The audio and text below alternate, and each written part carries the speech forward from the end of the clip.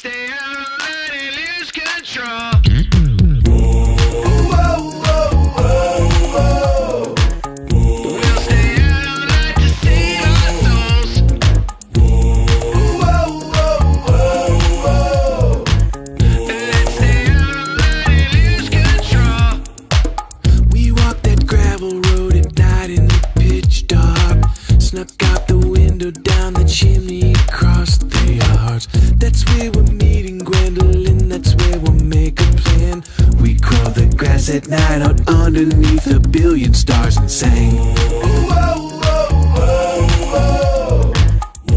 stay out all night to see our souls.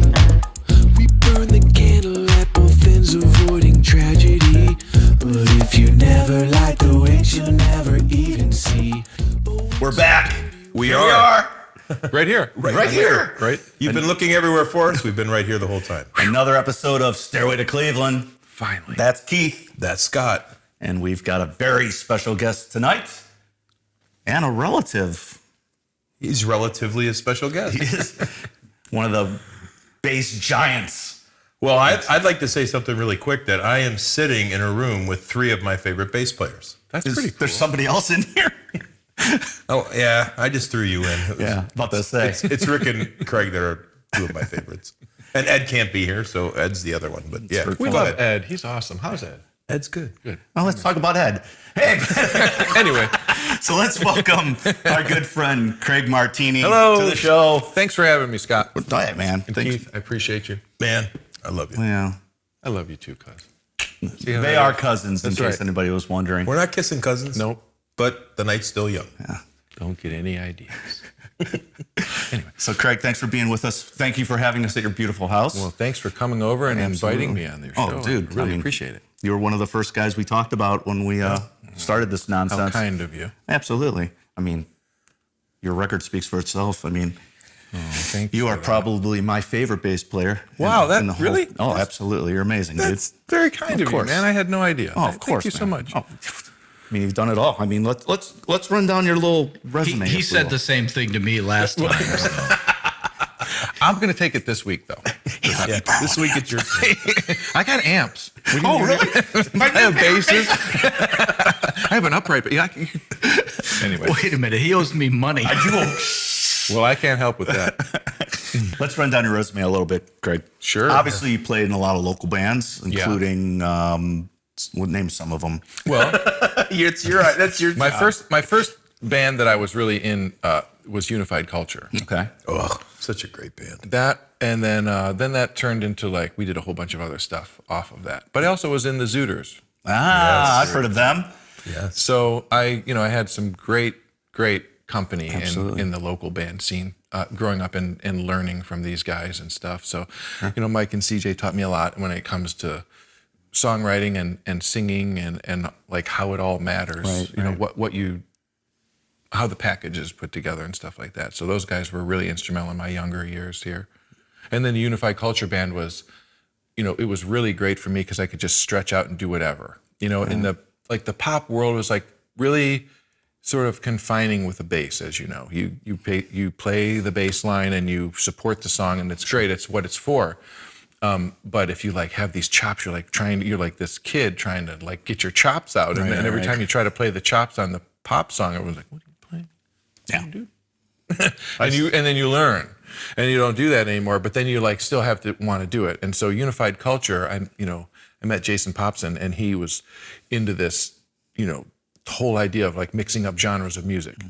And I was like, well, cool, I can do like funk stuff, and he's doing rap, and then we can have heavy guitars, and we can have this, big drums and stuff. And so that's how we put that together, and it gave me total freedom to just like write whatever I wanted with bass, and then we would write the songs like sort of around those crazy bass lines. Really? Yeah. Okay. And so Jason and I did a lot of the writing together because his rapping stuff it was really rhythmic, and so like the bass stuff that I would do would be really rhythmic. So we would just sort of write off of each other with that, and then everybody else we would sort of fill in around it. Now, what years were these around? I started with I would say I think it was like 91. And you know what? Before that I was in a band called Terror. I don't know if you remember. That was a really heavy death metal band. Yeah, it was cool. Your brother used to take me to my gigs a lot because I didn't have a driver's license. Okay. Yeah, I was young, and I didn't have a driver's license, and he would take me. There was like these death metal shows, and we would open for like every huge death metal band that would ever come through, like Right on. Carcass, Death, and I mean everybody that came through, and that was really fun. And that's really where I got like super fast speed in my right hand. Like I learned how to keep up with these guys that are super fast, and so that helped later on in life. But that's did the metal thing for a while, and then I was like, let me just get into this pop. Like my friends were the Zooter guys, and and I actually knew them first. Oh, really? Like I've known those guys since I was 11. Chardon alum. Yeah, and so like right on. they were really influential early. They actually introduced me to the Terror guys because they knew I was into like heavy music. I was into like Metallica and stuff in my rebellious years, and so they introduced me to those guys, and they were the local band that was like the heaviest band in town and had the coolest songs and stuff. So I got lucky enough to get involved with that, and then it was Unified Culture. Then that was like turned into State of Conviction as well. We did both of those, and then we had the Altar Boys, which was like with all the guys from Jackass and the other guys from Dog Fashion Disco. Oh, right on. So we had a couple of guys from Dog Fashion Disco, and then like Unified Culture. We put the bands together, and that became the Altar Boys. And Ryan Dunn was really very instrumental in that band. Really? Yeah, Okay. he. God rest his soul. Yeah, one wonderful friend. Really? Yeah, I miss him. But he was the guy that it was 4th of July, and I had some things going on in my life, and I went over to my friend Jason's house, singer of Unified Culture, and Ryan Dunn randomly is over at his house just because those guys were pals and stuff, and we're just like hanging out, talking and stuff. Hours goes by, and he's like, "Well, what have you guys been doing musically? What have you been working on?" We're like, "Oh, we have this thing." And we played him like this 2 songs we were like messing around with, and he goes, "Wow, you guys are assholes." We're like, "You didn't like it?" Is that He's good like, or bad? "No, seriously, like why haven't you finished this record? What are you doing?" We're like, I don't know. We just didn't really have time. And so he was like, "I'll do whatever. I'll put up money. I'll get that record done." And so he was really instrumental in helping us get that going. And so we did the record and put it out. We did a little tour with them and stuff. And so that was where that all went. And, that whole movie thing, those guys, they got so huge and stuff that just kind of went on. And then Now, was that here or was that in Pennsylvania? we did all the recording here at Mars. Okay. Oh, at Mars. Okay. Yeah. Huge. Yeah, and before we could really get back into ever doing the band again, Ryan, he was killed, and so that was the end. Really, we sort of put an end to that project. We've played a show here or there afterwards, and we'll probably play a show here or there in the future, but it's never going to be what it was because There's a we're big piece missing such missing. a Absolutely. instrumental part of it. And like I said, it was he who really gave us the fire to do it, and now that he's not here, that's kind of like, Sure. we're going to let that be where it is. Yeah, and understandably so too. But next to, obviously you've done a lot of great project on your own and had some great bands along the way. We've also played with some huge artists. Yeah. Not starting with world. Toured the world. Yeah. Been to what, 50 countries you Yeah, said? it's something like that. I'd have to look at the passports. And Right. figure it out, but it's close, something like that. Obviously Phil Collin from Def Leppard. Everyone knows who Phil Collin is. Yeah. You were on the G3 tour We with did him? G3 with him, and I actually was introduced to Phil Collin through Satriani because I did the G4 things, which were like, Okay. G4 is 4 guitar players. Was that basically. Vi? Was it So Vi? he didn't do any of the G4s. It was Mike Keneally, Okay. Andy Timmons. I was going to say Andy Timmons was on that G4. Paul Gilbert, and then Satriani. And we had Bruce Boulay in the first G4 too, and it turned to G5, but it was A lot of G's going around. yeah. So Gee whiz. So from Satriani, from the G4 things that I was the bass player for all the guitar Oh, okay. players. So I learned everybody's songs. Really? It was incredibly difficult. Yeah, no, I would imagine. So, yeah, it was really great though, and I met great guys and played with great musicians, and they made me better. Sure. Every time you get into those situations where you're hanging on by a thread, you're getting better, and it's like all that stuff was always me just getting better, and I, was fortunate to get that because I played with Paul. So that introduced me to Joe, and then Joe was the one who put together the second G4 again, which was Warren D. Martini, again Paul Gilbert, and then Phil Collin, and then Satriani. Wow. And so that's where I met Phil.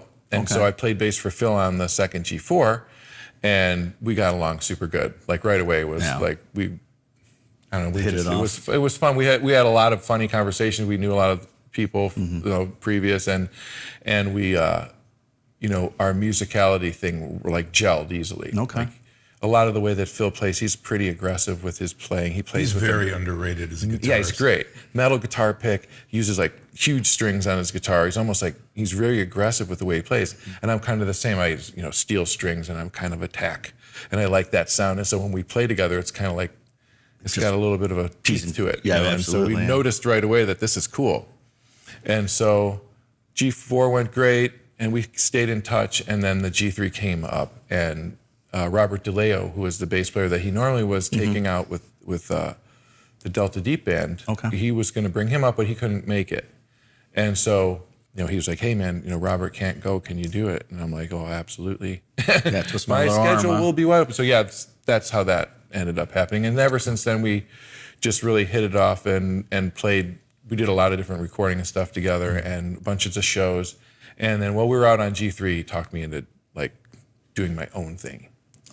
That's great. It was like, he's like, you have to like do your own solo record where you're the singer, and you're basically, he's like, think Ed Sheeran, but be a bass player and do like, more, bass oriented style music when you do it, And so I did that, and I came home and worked on it and taught it. So that's how I ended up with the record. And and we're speaking about Thought of Everything. Yep. The album you released in 2020, which you can still buy, right? You can, yep. If you just go to craigmartini.com, I have a Shopify store Sure. there. Rick will put something down at the bottom of the screen, right, Rick? Yeah, man.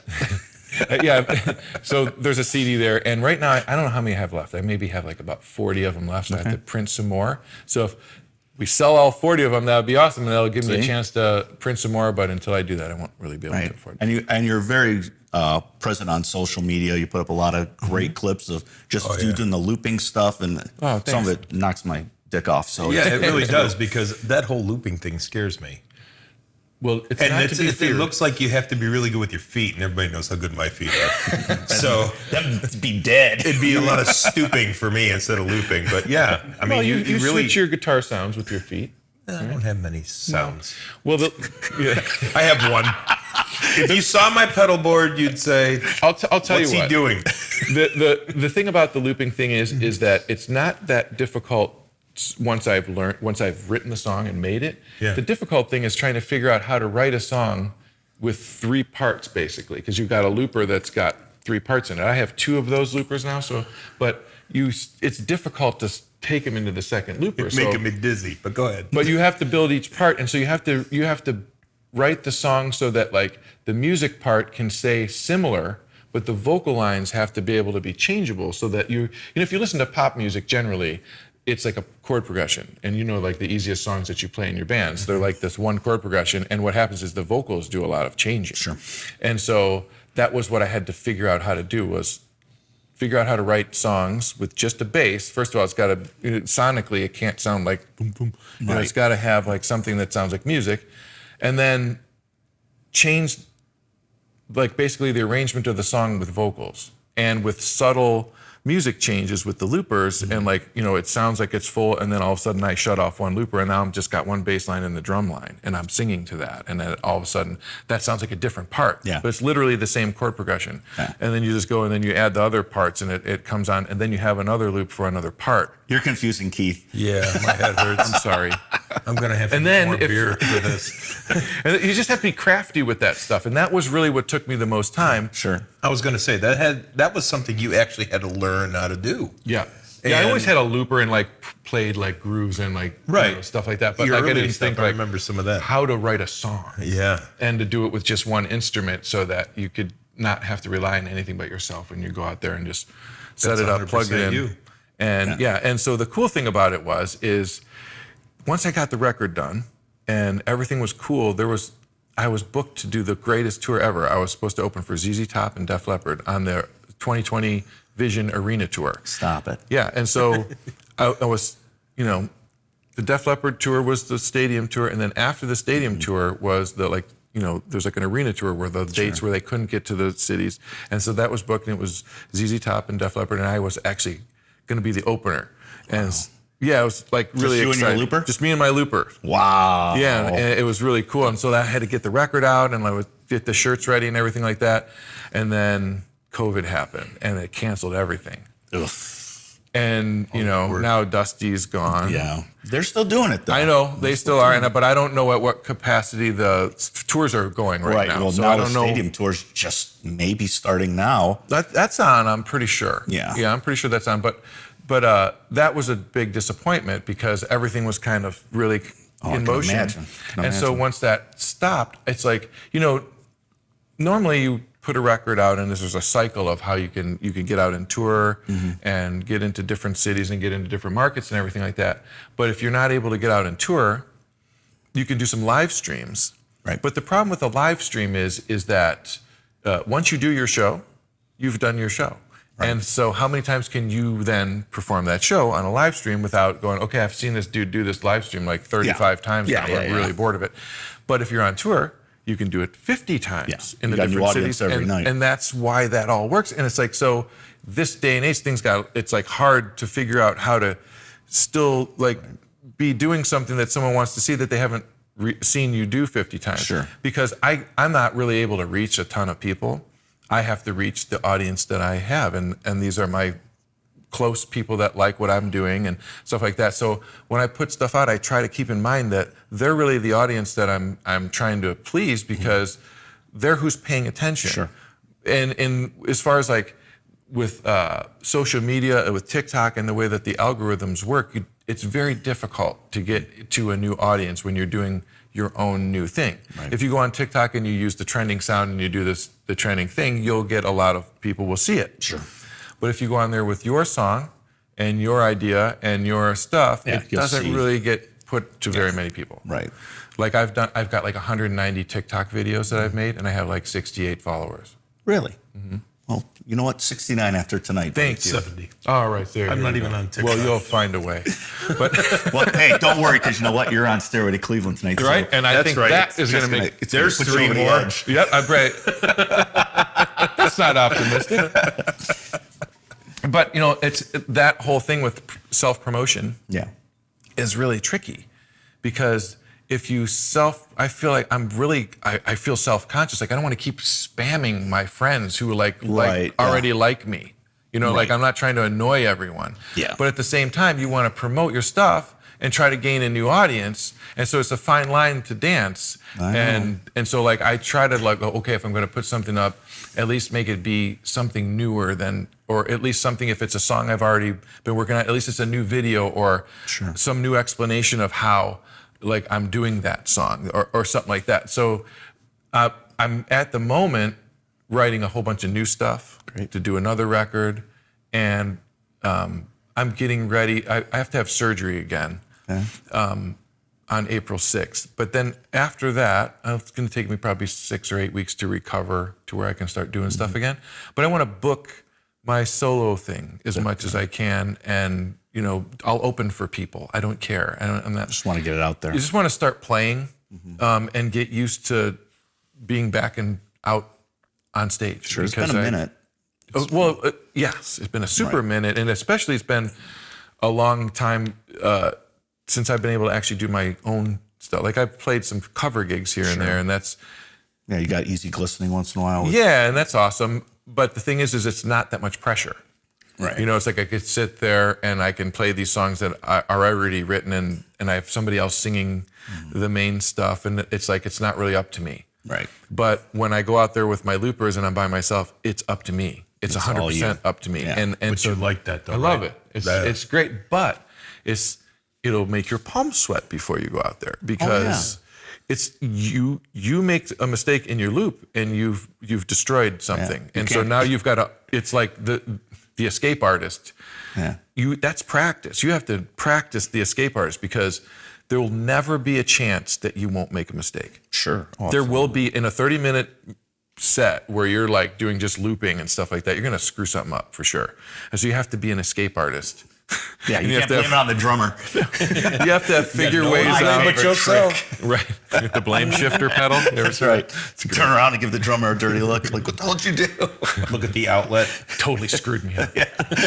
Forget the words and jiggle the mic cable. Yeah.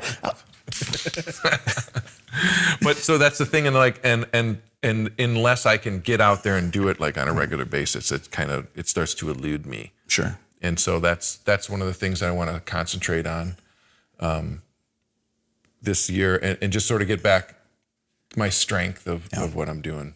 Now you touched about going back into surgery. Now you've been pretty open about your health over the last few years.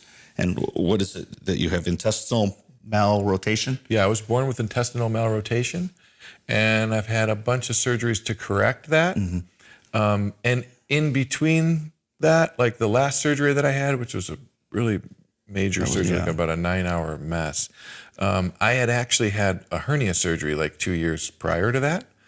And the mesh like migrated and like got inside the hole, and it got scar tissue into my intestine, and my intestine got like closed off, and it caused all sorts of problems in my that area. And so they had to remove all that and sort of rebuild that. And I'm right now, the reason I'm having to go back and get surgery again is because that repair didn't work.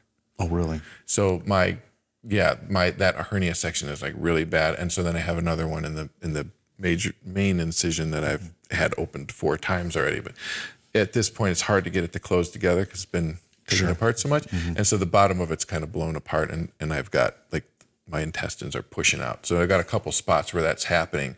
And so that's what I'm going in on the 6th to get straightened back out. And hopefully, they'll be able to straighten it out to the point where I can stand and sing again, because I can't stand up and sing right now. Right.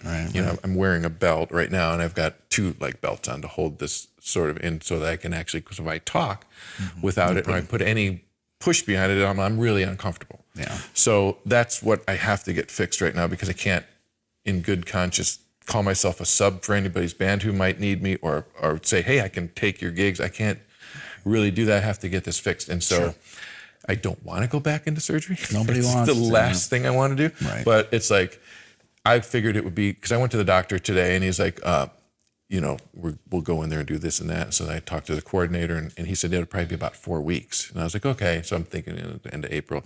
I go to the coordinator. She's like, it's April 6th. I'm like, it's one of those times where you want to say, oh, no, that's, but I was like, I really have no reason to say no. Right. And I'll kick myself in the ass if I go home and say, no, let's do it on the 20th. Let's just do it. Don't leave it festering in there. Yeah. Just get it taken care of. It's bad enough, the thoughts of all that stuff anyway. So I just like to get it done sooner will be better. Well, all the good vibes to you for that. Thank you. Absolutely. Because you'll be back on your feet kicking all our we'll bass be player there for you. asses in no time.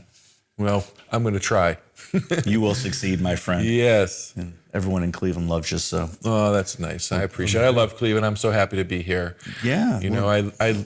I loved living in Vegas too, but you see where I am. Yeah. Not much fishing in Vegas, is there? Well, there is. Lake Mead, you could fish for striped bass and stuff like that, and I did that, and I enjoyed it. There's a thing about this area, though, that you grow up here, and you're used to nature. And like I've always been into fishing and seasons and everything. Keith knows, and of course seasons. My favorite fisherman too. Everything. We've caught some big fish. Oh, we but caught some fish. but there's another thing besides, and I love all my friends and music people out in Vegas that I became my family as well. But there's a thing about being around people that have literally known you since you were a toddler or like since you were from the womb, because they know you, who you are as a person, and have value in you from regardless if you played a bass or sang a note or did anything. I really think it's a Cleveland thing. I mean, I really think Clevelanders are Clevelanders. Yeah, and we do have that thing, and we look out for each other and stuff, and I feel that here, and you know, it's always drawn me back to Cleveland. You know, I like it here. It's home. Yeah. It's home. Well, we're caught up. I say we move on to our next section. Okie Where dokie. we're going to talk about the Rock and Roll Hall of Fame right here in Cleveland, Ohio. That's right. Let's take 2 and 2. We'll be right back.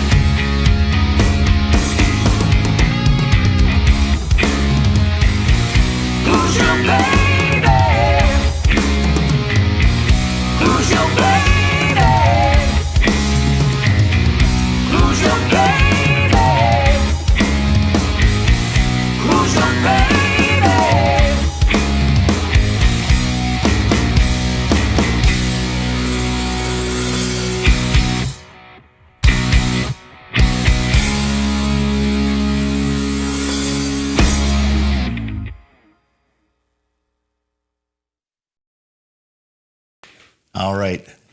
Section 2. Two. 2. That's like Chuck Woolery, 2 and 2. I do the 2 and 2.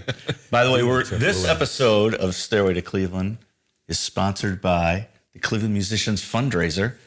All right. That will be coming back this year, July 25th in Geneva on the Lake. So Cool. Check it out. We also got a golf outing on May 22nd at Briardale and Euclid. So make sure you sign up. Go to clevelandmusicianfundraiser.org for all the information on that. Maybe I want to go. I can't golf. you could ride in my cart. I used to love golf. And I was, Please, come on.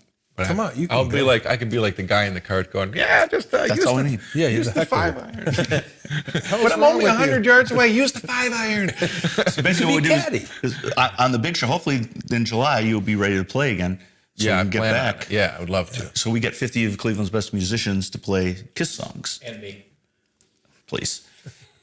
You're an amazing musician. Stop it. Yeah, quit it. Yeah. I mean, so That's my line anyway. And me. and then we play Kiss music for charity. This year we're playing in for Sub-Zero Mission. Oh, cool. Great charity. Excellent. Yes. But it's all in the name of rock and roll. And let's talk about the Rock and Roll Hall of Fame. That's right here in Cleveland, Ohio. I've got my trusty notes to talk about the Rock and Roll Hall of Fame. Then we'll discuss our own stories because Craig's got a doozy. That's a good one. Keith's going to talk about their food. Yeah. Food, yeah. There's not much to say. Okay, well, the Rock and Roll Hall of Fame Foundation was established in 1983 by Ahmet Ertegun, the founder and chairman of Atlantic Records. That's right. After a long search for the right city, the land was chosen in 1986 as the permanent home. I didn't know it was that long ago. 86 that was chosen.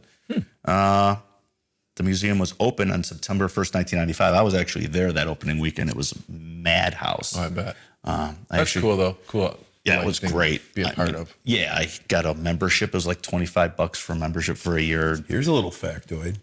Mrs. Barton. Mrs. Barton.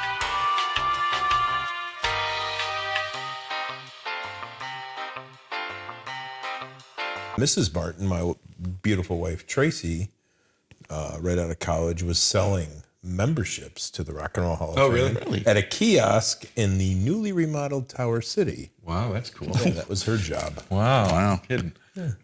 I thought she looked familiar. Yeah. That's where you bought your tickets. That's where I bought my tickets. The Rock and Roll Hall of Fame was discussed in 83, and it had a team that assembled, including Jan Wenner from Rolling Stone magazine, who really has become kind of like a punchline for the whole thing because he's been very selective, I guess would be the word, on who he has been letting into the Rock Hall. A lot of bands he didn't like. I was never a fan of Rolling Stone magazine. Yeah, well, never made the cover. David Frick. That was one time in Rolling Stone. 2 India. words. That was kind of cool. Really? Yeah. Rolling Stone India? Yep. It's a cool story. I made it to Scene Magazine once. That's cool. Right in the middle section. That's not under bad. upcoming shows. Hey, you're there in you were in print. there. Right in print. It was there. It still exists. Shut up, probably. Rick. I'm sure someone still has the. I still have the vault of all my old stuff. There you go. See? Yeah. You got to save that stuff. Though. You got to. I got I some think so. zany stuff that I save like that. You should. It's all part of our. It's all part of the growth. Yep. Can I continue on the I'm rock and sorry. roll? Oh, you're Oh good. no, Completely. we were just enjoying ourselves. Go ahead. My start now. Sorry about the tangent. The other cities that were up for nomination for the Rock Hall were Philadelphia, obviously the home of American Bandstand. Bill Haley was from Philadelphia. Memphis, home of Sun Studios and one, Stack sure. Records. Also Shoals. Detroit, Motown. Cincinnati, which doesn't make a whole lot of sense. That's where the people were trampled at the Who concert. It makes sense. Roger Troutman. I'd walk over you to see the Who. New York, obviously, and Cleveland. Hurtful. It was. It would be.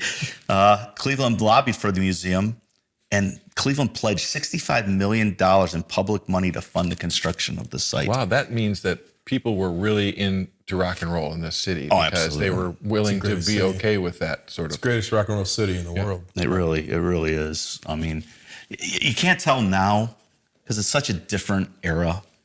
But you guys both grew up, and I grew up, and we talked about this in other episodes, that there was an era in the 80s and even earlier that it was a scene in Cleveland. There was a lot of great original bands. There were clubs that supported original music. Yep. And It now, was like a mecca. yeah, it really was. It really was. I mean, there was tons of clubs, tons of bands. Musicians were great. Everybody was after it. Like they were really going for it at the time. And even the big names would break here. Right. You Rush know? was And broken that's a here. lot- Rush, Springsteen. A I lot mean, to do with the Cleveland radio stations too. Right. Well, which did MMS, such a wonderful job of promoting new bands. They did. They really Yeah. did. Right. They And stayed. now it's, I mean, could you name one bar that plays original music on a regular basis? I don't Anyone? know one A bar, Club. that allows like Beachland, Grog Shop. I mean, there's a ton of them that have original music. I'm talking about local original music on a regular basis, like back I in think the the day. Grog Shop does though, don't they? Yeah. They have nationals. Yeah, they support locals, but Yeah. you have little bars too that, Sure. that do gigs like Nemeth's in Painesville. Oh yeah. Never heard of it. One All of my right. favorites. That's where we met Rick. See, that's the type of stuff that I'm talking about wanting to get doing, where I'm just playing local places in it. Like you said, it's a little challenging. Sure. To find there's not a lot of places to do it. That's why I was thinking about being like doing opener stuff, where I would like whoever nationals, anybody comes through, just be an opener. I'm like 2 cables, plug in and go. Yeah. So, anyway, sorry. Rock, No, we're good. Rock and roll. Hall Rock and roll Hall of Fame. Back to that. I have ADD in a bad way. No, we're good. Sorry. Oh, we're good. Early discussions, they were going to originally build it down in the Flats area by the Cuyahoga River. But ultimately they decided to build it on East 9th, right there by the Browns Stadium. I actually think that's a good location. It is. Yeah. And then there was a time where there was a gap with money and stuff that they were going to put it in where the casino is now. Oh, okay. Oh, boy, it's The better where Jack they or have whatever. it now. Yeah, the old May Company or whatever that was. Yeah. But yeah, they decided to put, and that IM Pei designed it, and it looks a lot like, what is that, the Louvre that it looks like? It's designed after. It was originally supposed to be 200 feet high, too, the pyramid, but they had to reduce it because of the airport next door. Gotcha. They don't want planes crashing in the beautiful glass monstrosity. Groundbreaking ceremony took place on June 7th, 1993. Wow. You know who the main person there was? One Peter Blankford Townsend, Chuck Berry, Billy Joel, Sam Phillips, Ruth Brown, Sam Moore of Sam and Dave, Carl Gardner of the Coasters, and for some reason, Dave Perner of Soul Asylum. Well, he was available. Things were happening for them right then. He They kind of had a big song yeah, right he then. had Runaway Train, I believe, and all that going on around that time. When you're like the hit of the time, you get included in those things. Yeah. Or when they're trying to promote you to be the hit of the time, then you get included in those things. 93, who was big? I was big back then. I could have brought Janet Jackson or somebody down because God knows Right, they're all but- in the Rock Hall now. But it's always a thing where they take the person that they're trying to promote and do that with. Those people are already famous. They don't need that. They want the person that's up and coming. Like the soloist, I'm the guy. Put him with all that, and then all of a sudden he's important. Like, holy shit, this guy's important. Yeah. Check it out. So that's kind of when they do that stuff. Again, the museum was open on September 1st, 1995, and the ribbon cutting ceremony included Little Richard and Yoko Ono. Wow, interesting. No. They were trying to get some of John's stuff in there, Right? Because I don't know what they were doing with Yoko. Yoko, When I think of rock and roll, did. I mean, I think of Yoko Ono. Is that right? Yeah, That's interesting. Absolutely. I think of Banshee Screaming. She had a couple hits. And then the following night after the ribbon cutting ceremony was the all-star concert at the old Cleveland Stadium, which was just huge. Headlined obviously by Bruce Springsteen. Wow, yeah. Cool. Had Chuck Berry, Bob Dylan, Al Green, Jerry Lee Lewis, Aretha Franklin, Iggy Pop, Wow. John Fogerty, John Mellencamp, and many others. And that was like the last time they did any kind of a concert for the Rock and Roll Hall of Fame. Yeah. Like, I mean, that's big. kind of like, what happened? Like, shouldn't the induction ceremony rock and roll shows be here? They kind of are. They're not. They do a lot of them in New York, though. Well, They alternate right now. Right now. It's one year it'll be in New York, Yeah, 1 year okay. it'll be in Cleveland. Right here is what we're talking about. Gotcha. Since 1986, the Rock and Roll Hall of Fame has selected new inductees. The formal induction ceremony has been held in New York City 26 times, twice in Los Angeles, and 6 times here in Cleveland. Okay, so yeah, lopsided as hell. I guess it's not. Well, they just started they did it in 1997, 2009, 2012, 2015, 2018, 2021 in Cleveland. And now they're talking about going back to LA, so making it every 3 years in Cleveland. Right. Was, So I don't get it, but I don't either. Why didn't put it here? Metallica play at the 2009? Metallica definitely played at one. I don't remember which. Because I was downtown Yeah, playing with my band. I think it was at the Blind Pig. That was the year that they lost to Jethro Tull. Oh, That's awesome. Do you remember that for heavy scandal? metal album. For heavy metal, best heavy metal album. I just remember thinking that'd be cool if after they were done, they'd stop it and play and show up where we were playing. Oh, right, and hang out. Yeah, and hang out. and I was at that gig at the Blind Pig. Were you? Yeah. I was there. I remember that night. I knew it like He's a supporter from way back. from the way back. Yes. Well, you're is. burying the lead. Did Metallica show up? No. You should have said that. And you kind of didn't really need You to just tell say that they story. did. Well, they drove by and honked. Yeah, you should have said they came in. They didn't want to stay. It was too many people. We couldn't let them in. We had so many people in there. Maybe that was it. We played at my band previous to Big in Japan played at a show at Liquid, which was right next to Oh, I Blind remember Pig. that place. Yeah. And it was right before LeBron left, and I got drunk. What do you mean? Who does? I got inebriated, shit-faced, wasted, and I was just a singer in this band, so I didn't have to play. And I started going off on, because this was right when Delonte West was supposedly sleeping with LeBron's mom. So I started going off on this whole tangent about LeBron, and the bartender's back there doing this to me. I'm like, I hear LeBron was in the VIP section in the back of the room. Oh. Well, you call him a punk? Pretty much, yeah. Then he left, so he was scared of me, I think. That's probably it. Yeah. I mean, the most unfortunate thing for him would have been for him to come over and like hit you. It would have been. That would I would have loved it. Right. That's what I He mean. So probably like, told all his friends he was about to, and they talked him out of it. like, yeah, it might cost you a lot. That's all right. I snuck into his birthday party too, so we had that. That's another story for another time. Another time. Back to the Rock and Roll Hall of Fame. The most frequent criticism of the Rock Hall is that the nomination process is controlled by a few individuals who are not themselves musicians, such as aforementioned Jan Wenner, Susan Evans, and writer Dave Marsh, who wrote a great book on The Who, by the way, reflecting the personal taste more than the public opinion as a whole. That's Dave Marsh, though. Yeah. So that's basically the Cliff Notes version on the Rock Hall. Now we all have our own opinions on the Rock Hall. And you've got probably the best story. So why don't you tell your story? I have a story, but I have to say this, though. I have to say that I don't have a strong opinion about the Rock and Roll Hall of Fame. I think it's great that we have it in Cleveland. I think we're really fortunate that we have the Rock and Roll Hall of Fame in Cleveland. Sure. I think the part about it that is not that fortunate is that we literally don't get treated like the Rock and Roll Hall of Fame city. We get like not that many concerts from it, and we don't. And it's kind of just like We're a redheaded stepchild. right. No So pun that's intended. so that is the thing about that kind of, I think could be better. Yeah, it was kind of like a backhanded compliment when they put it here. They should have always had the induction ceremonies here. They should have supported it more. The city should have supported it more. If the city is the Rock and Roll Capital of the world, we got the Hall of Fame here. That means that all the induction ceremonies should be held here too. That's just an opinion of mine, but that's. Oh, I agree too. But and the thing that kind of chaps my ass is this town could do so much more. If you go to a Nashville, and you just see the music district, I mean, why can't Cleveland do something like that? We could.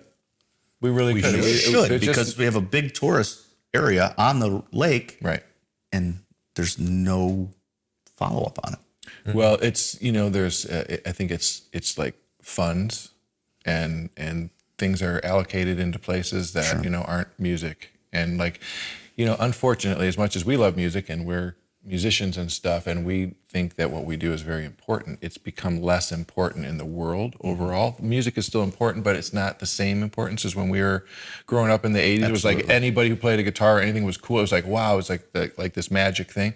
And so now it's not really the same. All you need is a computer. Right. And so to take the funds and allocate it towards things that are kind of a dying thing is probably something hard for them to come to terms with and do. So I kind of understand why that is, but I don't like it. Right. I don't like it at all because I think that one of the main things that kept me straight through my life was that I had music and that I had encouragement to do music from people that were good influences on me.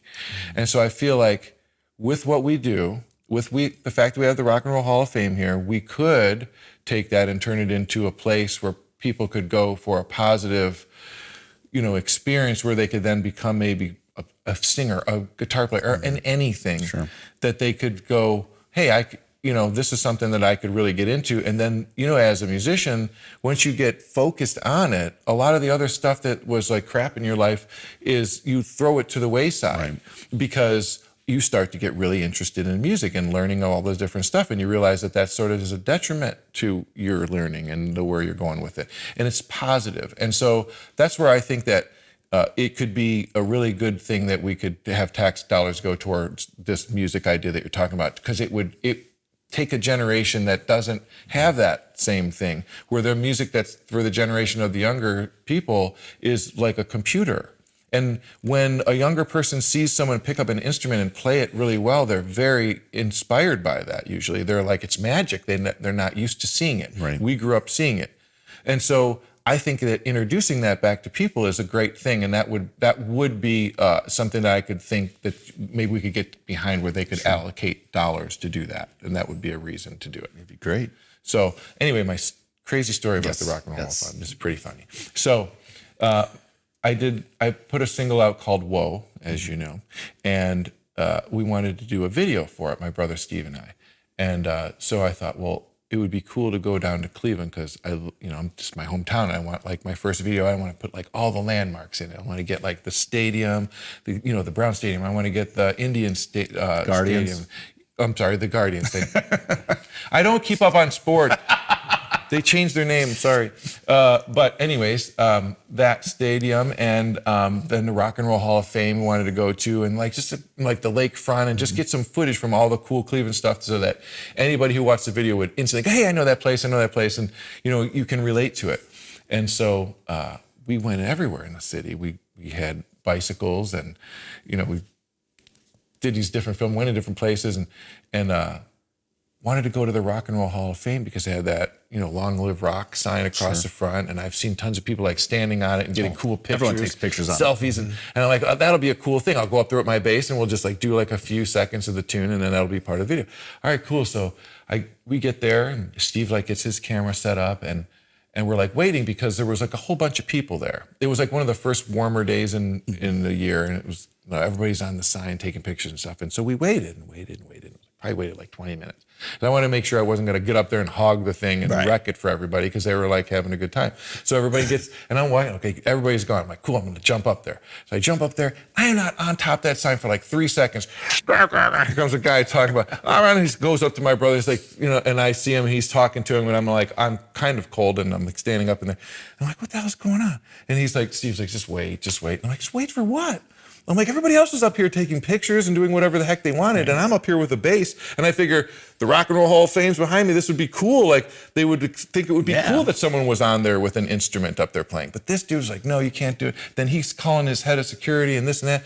And I was just like, you know what, forget it. And I just ended up, going, I don't understand. He goes, you know what, get your shit and go. It's on the video. It's like, get your shit and go. And I'd like have it go over and over because he says that. Just take your shit and go. Just take your shit and go. Just take your shit and go.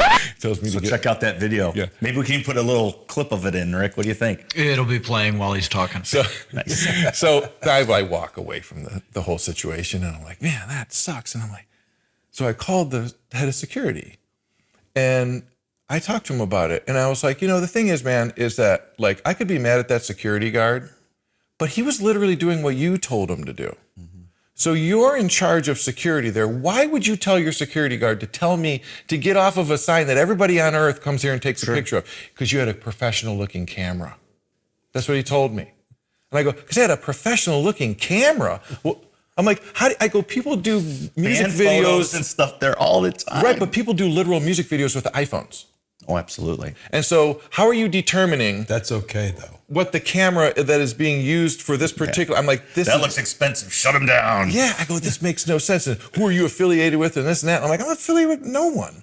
I'm just, Right. Rick, so anyway. note to self, we can't film in front of the Rock and Roll Hall of Fame. And then the other thing was that These aren't professional looking cameras. Then we're These good. are- yeah. and then they said that it's proprietary and I'm not allowed to use it. And I go, well, why would that be? I said, Long Live Rock. I'm like, that's like the Who. So that's not yours. And I said, and that's on public property. Yeah, that is. I go, well, that's the sign I was on. How can you tell me I can't be on it? And then he says, well, because in the background is the image of the Rock Hall, and that we own that. The skyline image of that. And if you have that on anything, then and I'm like, really, that's your position on this? I'm like, okay, I'm just going to leave it alone. So that's what I did. I just left it alone with that, and I tried to keep that part out of the video. And I thought the worst thing that could happen is they could just try to say, hey, you're not allowed to use that. And then I could go, really? This is a guy in town who's literally a rock musician who's like, for 40 years, I've played with like all these different people. I've toured all over the place. People in the Rock Hall, I play with them. They're like my friends and everything like that. And they want to have a problem with that one guy. I thought that was ironic. So I was like, well, if you're going to like have a problem with this video that I used that'll be really great. I'll be happy for you guys to do that because I'll be happy to show that this is the support you have for Cleveland musicians. You threw me off the property, and if you don't want me to use the likeness of it, that's the same thing. So that's kind of so. Anyway, that's my story about the Rock and Roll Hall of Fame. But I have gone there and had like a nice time too, like where I was like paid for tickets and saw all the cool stuff. Like I really like the thing where they have, it's like a concert set up. Like U2 was the one that I saw when I went. And like you go in there and it's like they have this huge video screen. Yeah. And it's like looks just like you're there and the sound is really kick-ass. And that's a really cool thing. Yeah, I saw it when they had the Rock and Roll Hall of Fame induction ceremony when Prince played All My Guitar Gently Weeps with everybody, and insane. Super cool. Super cool. They got some great stuff in there. I mean, I've seen some great exhibits. I've missed a lot of the ones I'd really like to see. The Who exhibit I missed, which I'm still kicking myself for. But the John Lennon exhibit was amazing. There's a couple like 60s exhibits and stuff that they've had.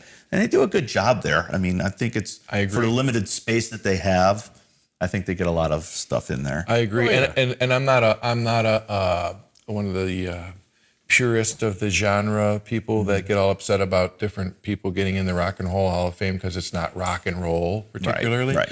Because my position and the reason that I say that is because, first of all, people are called rock stars in all sorts of different fields, even like this guy's a rock star salesman. It's like, so let's just forget about that. That's even a thing. It means something cool. Like, let's be okay with that. And so that means that these artists have had super success. Everyone that's in the Rock and Roll Hall of Fame has done something that you, me, and you have not been able to figure out. And that's to become super duper successful and have tons of people love the music that we wrote and came up with, our concepts and all that, regardless of what genre that is. And so to me, that's like, when rock and roll started, that was like, all of this is like, it's every kind of music. It's like, it's what that whole facility is about, is to celebrate that there are people in the world that have dedicated their lives to music. And that means they play all kinds of music. Sure. And so I would literally be disappointed if someone called me a rock musician, because I am a rock musician sometimes, but that's not what I am. I'm all kinds of stuff. I've played in every different situation.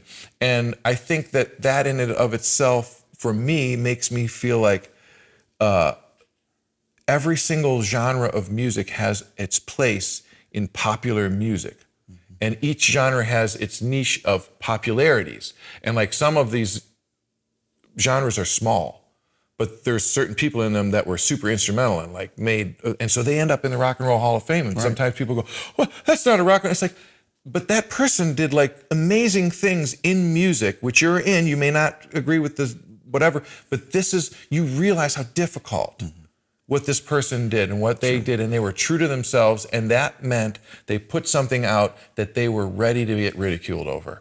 They put something out that they were ready to fail over and all that. And so when they didn't fail and they made it to the top, and then they get inducted into this thing, that's not the right kind of music exactly. So, I don't think this guy deserves to be in there. And I don't agree with that. I think that everybody that's been able to do something incredible in music deserves to be in there.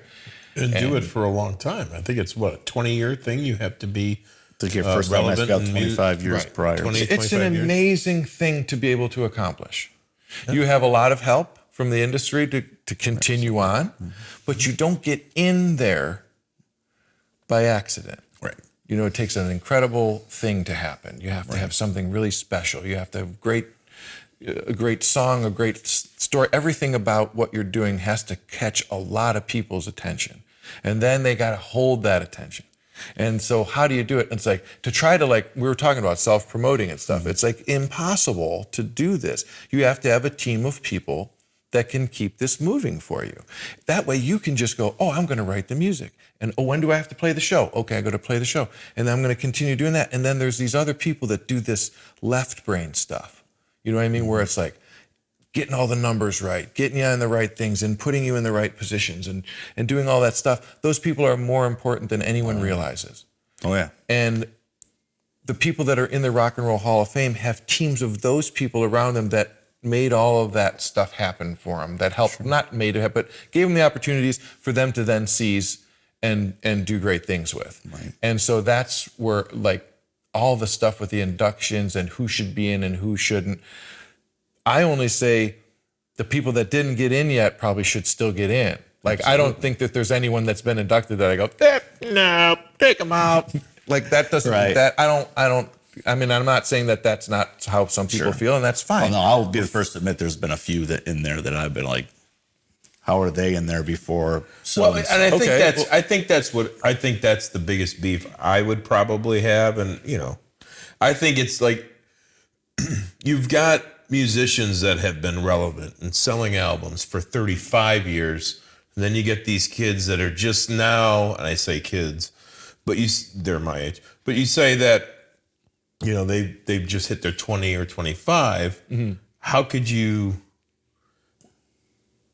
grab them in there first before these other ones that have been doing it longer? Yeah, I don't understand that process either. That's the only process I think.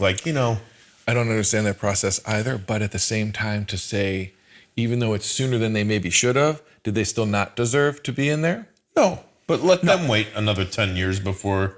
Again, and that's what it comes, I think, where a lot of... To see if they can do it for 35 years. That's selectivity. I understand. Comes into play with... That's my only thing. I don't care with if the committee. And it's great that they put the fans vote in there now. I just think that, the guys that have really been doing it longer should be in there first. That's my only thing. Yeah. Well, I can understand like the timing of why they're in there, but to say like that person doesn't belong. I know in the what you're Rock and Roll saying, Hall of Fame. certain genres. That's the stuff that I disagree with, because it's like everything that you do in music to become, someone who knows you, or like what you do as a musician, it's hard to do, and it deserves to be like in there. Like Grammys and all that stuff. I don't really watch it too much because I know what a lot of that is. Right. Eminem actually outlined it really well, and basically the way that he said it, and this is truth of what happens, is they take someone like Eminem who's like on the top, he's doing really good, and they say, yeah, I invite him to the Grammys. And when they bring him to the Grammys, they put him up against like all these new artists and other artists that are like not that popular, or like there's a couple popular ones in there, but then there's like these dudes that are like the up and comers. And so what they do is they have this happen, and then Eminem loses to like one of these people, and it then takes that person through the roof with their rub. They beat Eminem on the thing, and it's like it's not really. And so Eminem's like, I'm never coming ever again, because you brought me out here as a show to parade this whole situation on, and then make me the loser, and then I go home, and you then take on this new person, and then I then have the torch, right, and then I'm the guy who has to like say I'm the I'm the rival, and then they have to have these beefs and stuff, and it's like, no, I'm not going to go to the Grammys anymore, because the only reason you're bringing me there is to use what I've done to then prop up your next thing. And so that's where like some of that stuff I understand, where some of these guys get pretty jaded on like not wanting to be part of it, because you're just like, this is going to be the year, like I did this great record and everybody likes it, and it's like it doesn't even get nominated, it doesn't even get acknowledged or whatever. So but the like Hall of Fame, the Grammys, the music awards, the stuff, that's all there for a reason. Like it's there for a reason. It promotes the industry. Sure.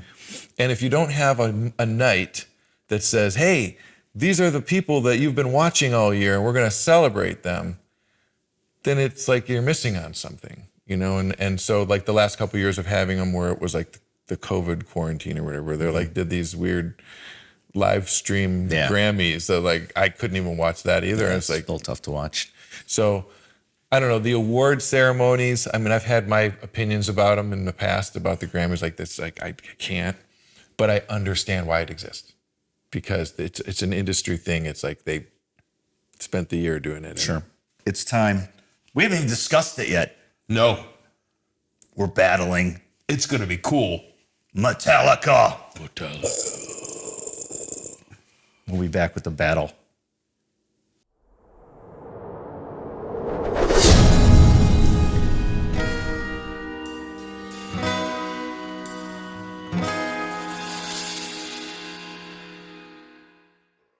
It's time. It's time to battle. I'm going to set my beer down for this Don't one. show it yet. I can't help it. I'm really excited about it. Tonight, we are battling Craig's pick, Metallica. Hey, now. See, this is why he loses every week. Every time we do this. I win. All I do is win. Massive success. All right, so we're battling Metallica tonight. We just got to pick what we think is the best Metallica record, and I'll probably start. We will start with Keith tonight, because what did you pick tonight, Keith? Well, come on. The first Metallica album, Kill 'Em All. This was my first introduction to Metallica, because my brother, as you mentioned earlier, was into this type of stuff. Now, I am going to go and let you know ahead of time, I'm not a huge Metallica fan. I never got vested in Metallica. I liked what I heard, but I never went out and bought the stuff, because my brother had it all. So I'm like, hey, he's got it if I need to listen to it. But I mean, seriously, Hit the Lights, The Four Horsemen, Whiplash, one of my favorite songs. Good one. Blitzkrieg's on here, of course, cover. But No Remorse, Seek and Destroy, and Am I Evil are all on this first album. Now, if I'm not mistaken, and I could be wrong in my facts, we'll have a fact checker, that this is probably one of the albums that actually started the genre. There were four bands. I believe they were Anthrax, Metallica, Megadeth, Slayer. Okay, Big four. but this was my first introduction, like I said, and what I really liked about this album, because not being a Metallica fan, I went over all 3 albums prior to this just to see the guitar tone on this album. 2 Flying V's through JCM 800s. Classic guitar tone. A lot of, just enough mid in there, and I love guitar tone. So I really liked the guitar sound on this. The drums sounded different because it's Lars. Yeah, I mean, I didn't not like them, but I just thought, like, production-wise, bass could have been pulled up a little bit. But what a great album. And back then, when I was 13, when this album came out, I was more into vocal harmonies and vocals and shit like that. And I didn't think that wasn't for you then. This wasn't for me. Maybe that's probably why I never jumped on board. Now, he got a little better as we'll discuss that. Yeah. I mean, he got a little better vocally for what he does, but I mean, he was the only one singing in the band. Nobody else sang, and I don't know. I just think when I put it on to go over it, I'm like, oh, I know this song. Oh, I know this song. Because I never knew like certain names of certain ones, like Whiplash, Seek and Destroy. But I'm like, man, I know all of these. And then I went through your pick, and I'm like, I know all these songs. So maybe I am a closet Metallica fan. But yeah, this is the beginning, and I think it's a little more raw, and I dig it. Their timing as guitar players was stunning on this too. So yeah, that's my pick. Metallica, Kill 'Em All. Let me give you a little knowledge on this album. Go ahead. It was released in July 25th, 1983. Yep. The group's No Life to Leather demo came in 82. It was noticed by Megaforce label John Zazula, who signed them to and provided a budget of $15,000 to record that. Yes. It's certified 3 times platinum. 3 times. It's okay. The band intended to title the album Metal Up Your Ass with a cover featuring a hand clutching a dagger emerging from a toilet bowl. So I think they did okay with the sledgehammer I can relate and blood. as a plumber. But again, I mean, it's raw. It's the first, what I think is the first true trash album. I just think it's probably the best guitar tone on their albums. I mean, they got overproduced on a later album, and another album that we're going to be reviewing tonight because I don't want to give it away. It seemed like that's the beginning of the scoop mids guitar tone on your pick. But anyway, I just yeah. Go ahead. Let's talk about Craig's pick. Yeah, So first of all, I love this album because I just listened to it. And well, first of all, you won't get an argument against me thinking that that's a great record, because it is, and it is like the beginning and stuff like that. But the reason that I chose this album as Metallica's best album is because I think this is first of all, the bass player on this record was one of my biggest influences as a kid. It was Cliff Burton, and so I was really into his playing and stuff like that. So that's the one thing that I will always say is the era of Metallica with Cliff Burton will always be my favorite. And of that era, it's this album that is my favorite, and it's because to me it feels like it's sort of everything came together on this record.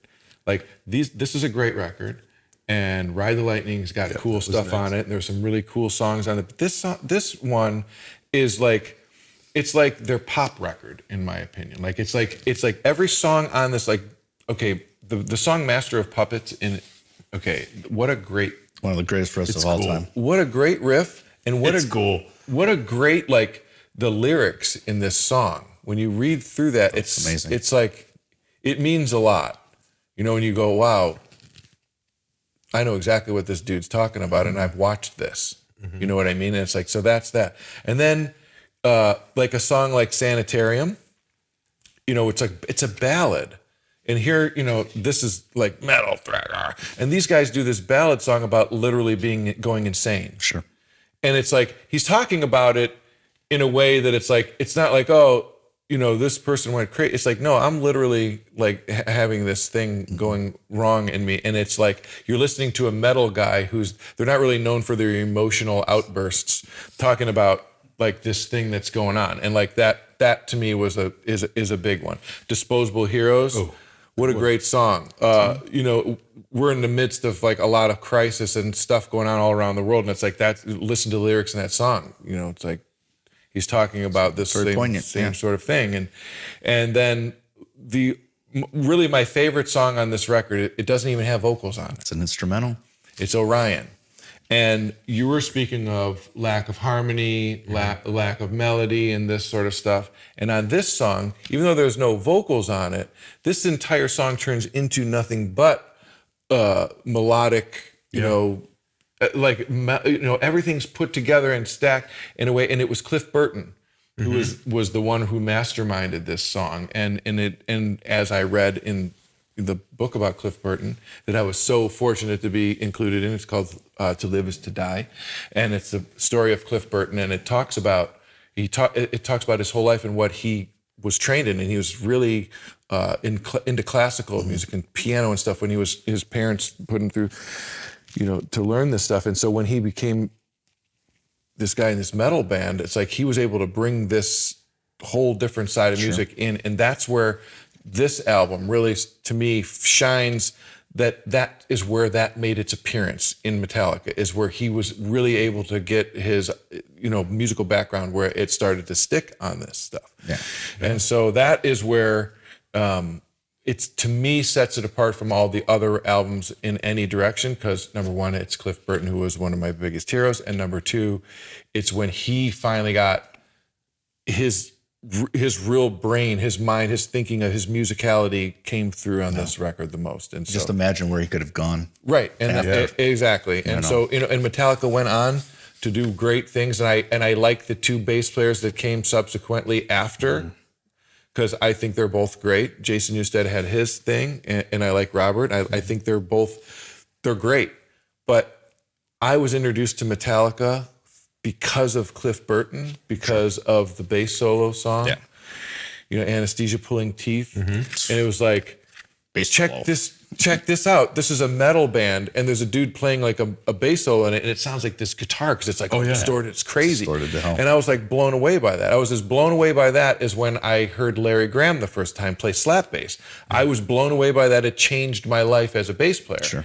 And when Cliff Burton, when I heard him doing this with metal, I was in metal at the time, it was like, it was something that changed my life as a player. And so I'll always have this, and this album was, even though that, you know, Anastasia Pulling Teeth isn't on it, that's what introduced me to them. But this album was the one that I left in my headphones nonstop when I was in like 6th and 7th grade. And every morning on Z-Rock, if you guys remember that radio station. Z-Rock was awesome. Tracy Barnes splits heads, and they would play kick-ass stuff. And like Metallica was like Fade to Black. That was another like ballad song that they had that was like, you know, it's like, here's a band that, again, it's a metal band, and they've got this song that like, here he's like pouring out sadness, you know. And so anyway, that's my album of choice. Well, let me drop a little knowledge on Master of Puppets for you all. All right. It was released March 3rd, 1986 by Elektra Records. It was the band's last album with Cliff before he tragically passed in that bus accident. It peaked at number 29 on Billboard, certified 6 times platinum, so sold twice as much as the first album. In 2015, Masters of Puppets became the first metal record to be selected by the Library of Congress for preservation in the National Recording Registry for being culturally and historically significant. Wow, look at that. So there you go. I mean, maybe my choice was right. Maybe. It is probably my second favorite Metallica album. And I'll go on record as well. I'm not a huge Metallica fan. Lars just rubs me the wrong way. And if you're watching, Lars, you bother me. But he was right about Napster. He so what? All right.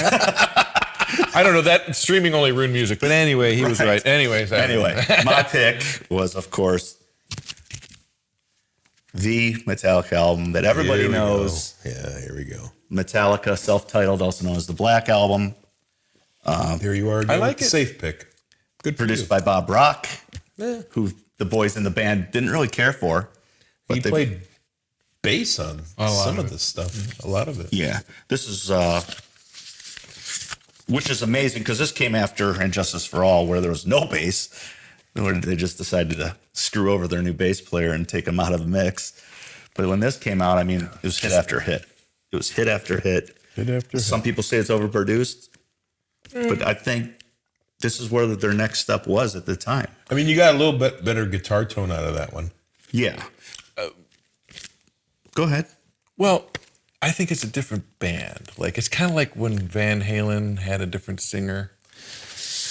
Because is it too polished? Is that what you're saying? No, it's like, to me, it's like a different, it's just like a different version of what that band is. Like when you listen to Van Halen with David Lee Roth and you listen to him with Sammy Hagar, you can still hear that this is Van Halen, but something's something advanced changed. and something's changed. Mm-hmm. And so that's what I feel about like these different eras of bass players. Sure. The band literally evolved each time that happened. And I think that when Cliff left or died, this is a new era of Metallica. Oh, absolutely. And so that's why I say, like, because now they have background vocals and all that stuff. Sure, and I like it. I really do. I think it's great. I think there's some awesome songs on it, like you're saying. But I mean, I would say most of this album is just killer. I mean, granted, you probably heard way too much of this album. Well, it became familiar with everyone. Right. Where back then you only had certain group of people listening to this. And then this one, and that's the cool thing about Metallica. And with some bands that do this, like Motley Crue, like we did on the first one, it's just like they grow with each record. Mm-hmm. And along the way, they grab more people. Mm-hmm. And that's what I think happened when this album They grabbed them all with that. When this album came out, everyone loved it. And then they started discovering this. Right. You know? It's because now, I mean, you go to any ballpark in America and you're hearing Seek and Destroy, you're hearing Master of Puppets, you're hearing Enter Sandman. Mm-hmm. I mean, they've just become... But there's a thing about that. There's a reason that works. Because if you say you're like this, you're like a heavy band, like these guys, and then you do find a song that you somehow can fit into like this like radio version, sure. Then the audience gets a taste of your sound. But it's not really what your sound is, clearly, but it's a taste of what your sound is, and then that can turn them on to, like you said, they listen to these other things. Right. A lot of bands are afraid to do that. Oh, absolutely. Yeah, because they get called sellouts or this or that. Selloutica, that's why. Yeah, but it's like, hey, this is how you get people introduced to other stuff. Sometimes you have to do something different to grab the attention of everybody else. Right. And even though you love doing what you're doing here and here, you got to stretch a little bit to be more appealing. Yeah, for sure. Yeah. And I think this was them at their pinnacle, really. I mean, I think since this album, it's kind of been a slow decline, if you ask me personally. Oops. Let me ask you Sorry, this. Rick. Do you think they wrote this whole record? No, Bob Rock. Do you think they wrote this whole record? Oh, no. Producers had a lot to do with this. They wrote this. Hetfield and Lars wrote this, basically. These guys, like the Metallica band, these songs, they wrote this without, like, a producer didn't write these songs, I don't think. Yeah. This one, I'm going to say a lot was written by a lot of help. So there, I guess, maybe is another difference where you add a high-level producer who's a super great songwriter and you introduce him into the band and you see this. And then this was actually, like, their best work as who they were without, like, because I don't even know what was mixed by Michael Weninger and then, like, who... I don't even know who, like... I don't know if I have the producer. I have no idea. It's Fleming Rasmussen and Metallica. Yeah, there you go. Fleming Rasmussen. Yeah. So, but I don't know if I don't know. We'd have to look at the songwriting credits and who owns... It's all Hetfield and... Right. So, but if you look at the Black Album, I'll bet you that you don't see the same thing. I bet you we do. Let's see. Well, without a producer's name as a writer. All lyrics written by James Hetfield. For sure. So all the songwriting, there's not one Bob Rock on here. And that's on the Black Album? Correct. So there you go. Maybe it's that I'm incorrect to think that someone else influenced them with that then. But a lot of times I got a feeling that producers don't get their names put on there. It's just, ooh, I don't know about that. I know more than I would. When it comes to writing... They want every dime. No damn person ever lets you not put their name on if they wrote it, right? Or even a part of it, unless they literally do it so they can get their name Destroyer on. Because he Yeah. did so much. And well, let me drop a little knowledge on the Black Album to you. It's their 5th studio album. It was released August 12th, 1991. God, that's a long time ago already. Jeez. They found a lot of problems with Bob Rock, and this album marked a change in the band from thrash metal to a slower, heavier, more refined sound. They released 5 singles to promote this album. We can name them all: Enter Sandman, Unforgiven, Nothing Else Matters, Wherever I May Roam, Right. and Sad But True. All have been considered some of the band's best songs. I think they also didn't they release Don't Tread on Me as well? I don't think it did anything, though. I didn't think it got any tread, if you will. No traction on the tread. No traction on tread. This album was logged 488 weeks on the top Billboard 200. Jeez. That's the third longest charting album on Nielsen, behind Pink Floyd's Dark Side of the Moon and Carole King's Tapestry. What a great album that is. Yeah. That's a talk for another time. Right. This album was certified 16 times platinum. So I think it's pretty obvious my album's the best. This one. This is the best one. Well, wait a minute then. If that's the way that we gauge everything, off of how many were that's the way sold, That's the way he gauges things. well, because that's not, you don't gauge things that way. Because Yeah, that he would mean that like I know there's songs that you think suck and bands that you think suck that have sold way more. And then you I would have to say you're wrong. They don't suck. They sold more than that. Well, and so if that means that this is better because it sold more than this, then that's your argument. No, and I my can't argument go is with that. bands that I'm supporting. His argument is that he feels he needs to win every single time, and he always loses. And I always win. I think I'm 4-0, 5-0. 0-4. It depends on who's counting Nobody's counting. the ballots. But everybody knows. Listen, I mean, you can't argue that this is a great album. It's a great album. This is probably my second favorite Metallica album. That's And this one you've never heard, so I have heard it. I mean, obviously you've heard all the hits off it. Hits. And like I said, you won't get an argument from me to say that either of these records are bad. I like them both. I think they're both awesome. I like all of Metallica's stuff. I always do. I don't listen to them very much. I think I've told you this. Yes. I don't listen to a lot of music. This is just You don't have a TV. You don't listen to music. No. I don't listen. I listen to music. You're a monk. I'm I'm selective about my music listening because it emotionally attacks me. Okay. And so like I have things that like I really love certain stuff, but I can only listen to it at certain times because I can't really go there. So like I listen to, like if someone goes, hey, check out my stuff, I'll listen to it on the surface and like, oh, that's cool, I get it. But until I'm ready to like invest my emotions into something, I'm very careful with it because once I do that, then I'm like in this thing and then like my head changes. And so like I'm careful with a lot of music. I don't listen to music all day, all the time. I listen, like if I do a road trip, I never listen to music. I've driven back and forth from here to Vegas, I don't know how many times, and here to everywhere else. Not one song ever gets played in my vehicles while I'm doing What do you do? NPR?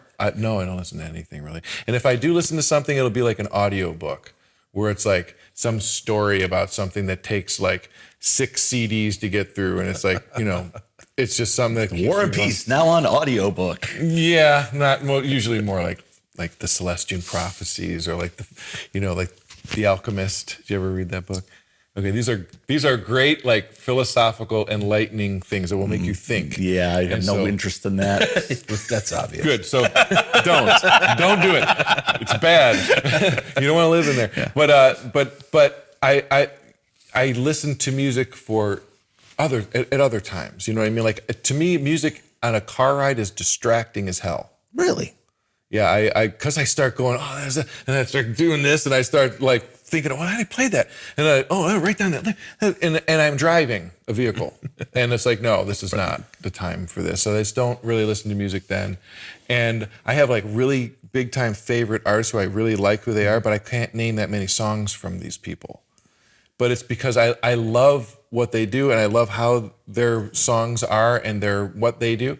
But I once I get the flavor of how, it's like I really appreciate that person for what they do, but I'm always afraid to put something in repeat in my ear and become something else that I'm not. I'm suddenly like this person. I'm like, oh man, you sound like No, we want to do that. I don't want to sound Well, like. may I suggest on your next road trip, the Black Album by Metallica? I would listen to this at least until you got. No, to that'll the make first you want to rest run stop. people off the road. No, it soothes you. And if you ever want to take a nap, put on a Metallica album. You'll go out like that. I disagree. A nap. I don't mean that in a bad way, but for me, if I hear like machinery or something, Oh, you're talking white noise. yes, I see. So that'll put me to sleep. I don't mean this. Did is he just bad. equate a Metallica to white noise? Yeah, I think you No, did. I didn't. But it sounds like machinery. I'm kidding. It does. Then you should listen to Kraftwerk. Right. I have some craft work on vinyl. Maybe that'll be another episode. Who knows? Maybe you'll have a guest host that episode. Oh my. It's all ready to that. Come on, you guys, you just got started.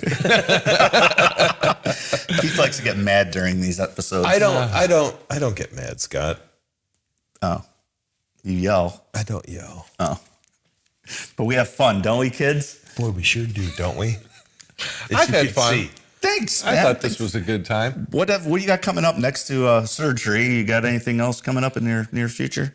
The only thing that I have to look forward to as far as like things coming up is, like I said, I'm going to start booking myself to try to play as many shows as I can, and I'm going to play as much easy listening and stuff as I can. And anybody else in town who needs me, I always try to fill in for anybody who needs me. And then the other thing that I do, by the way, is I play bass lines for people's music. Okay. So like I have somebody Send you sing. the stems and Yeah, it's real simple. Actually, what I have, they just send me an MP3 without the bass line in it, put the drums on one side and all the rest of the music on the other, and send that to me.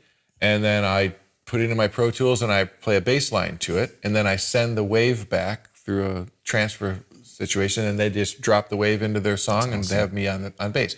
So I do that a lot, and that's been something that has been a lot of fun for me, as well as something that I can, make a few bucks. And so I can reach you through craigmartini.com. you can reach me there. You can reach me through Facebook. And then, of course, I have Instagram and TikTok and stuff like that. But Facebook's always a good way to get a hold of me, or, Make sure you check it out. my website. We really appreciate it. And don't forget, Stairway to Cleveland. Stairway to Cleveland. You can like us on the YouTube. These guys have a great, I'm not going to cut you off, but I want to say something. These guys are doing a great thing. Everybody who's in town who can get with these guys and come and, tell a little bit of your story or whatever, let's build it up. Let's help these guys get their podcast going, and then they're going to in turn help you get your stuff going. And once, it's like this old saying, one candle can light a whole bunch of other candles. But one gust of wind can blow out that one little candle, and then nobody gets anything. Right. So if everybody could not blow the gust of wind at the little candle that these guys here are starting to get going. Yeah, don't blow us. And they could... Wait a minute. Then you could bring your candle in and light it up with them, and then everybody... Then we're bringing a big light that everybody's looking at, instead of one person holding a candle that they're trying to get people to appreciate that, man. Craig. That's what we got to do. It means a lot, man. Absolutely. So don't forget to like, subscribe, and... Click the bell. No, ring the bell, you dope. I don't know. I don't do anything. Bells frighten me. So again, to wrap up, check out Craig and his upcoming things. Wish him the best with his upcoming surgery, which we all do, of course. Much appreciated. Keep you right here. The Rock Hall. Right here. Don't play your bass in front of the Rock Hall or they'll kick you out. Do it. And their food is not very good. Get kicked out. Well, I heard it got better, but I'm going to eat before I go next time. And then the Black Album is the best Metallica album we've decided tonight. That's right. We love Master of Puppets. We sure love Kill 'Em All. And again, we want to thank you. Thanks, Rick, for everything. Thanks to our wonderful producer, Mr. Rick Pfluger. We had a great time once again. Thanks for letting us in. Thanks for letting us coming. in. Thanks Thanks for for having me. answering the door. Absolutely. Most people don't. For Stairway to Cleveland, that's Keith. That's Scott. And that's Craig. Bye. Thanks for watching.